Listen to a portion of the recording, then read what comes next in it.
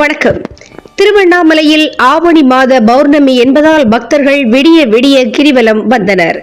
திருவண்ணாமலை அண்ணாமலையார் கோவிலில் சுவாமி தரிசனம் செய்துவிட்டு கிரிவலம் செல்ல ஆந்திரா, கர்நாடகா, தெலுங்கானா உள்ளிட்ட பல்வேறு பகுதிகளில் இருந்து மாதம் பௌர்ணமிக்கு லட்சக்கணக்கான பக்தர்கள் வருகை தந்த வண்ணம் உள்ளனர். அதன்படி இன்று ஆவணி மாத பௌர்ணமி என்பதால் தமிழகம் உள்பட பல்வேறு பகுதிகளில் இருந்து 5 லட்சத்திற்கு மேற்பட்ட பக்தர்கள் நேற்றும் இன்றும் கிரிவலம் வந்தனர். பக்தர்களுக்கு பாதுகாப்பு பணியில் வேலூர், திருப்பத்தூர் உள்ளிட்ட பல்வேறு மாவட்டங்களில் இருந்து காவல்துறையினர் ஈடுபடுத்தப்பட்டனர். மேலும் சென்னை, பெங்களூர், திருச்சி உள்ளிட்ட மார்க்கங்களில் இருந்து சிறப்பு பேருந்துகளும் சிறப்பு ரயில்களும் இயக்கப்பட்டன.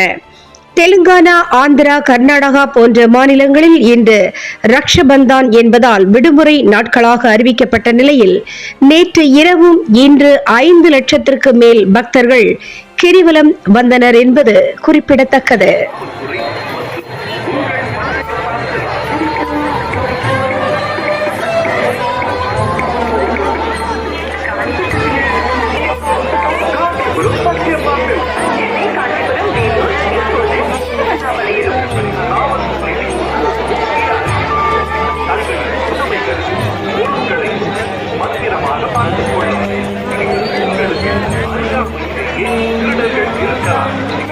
கோவை வாலிபரை காவல் நிலையத்திற்கு அழைத்துச் சென்று விசாரணையில் ஈடுபட்டுள்ளனர்.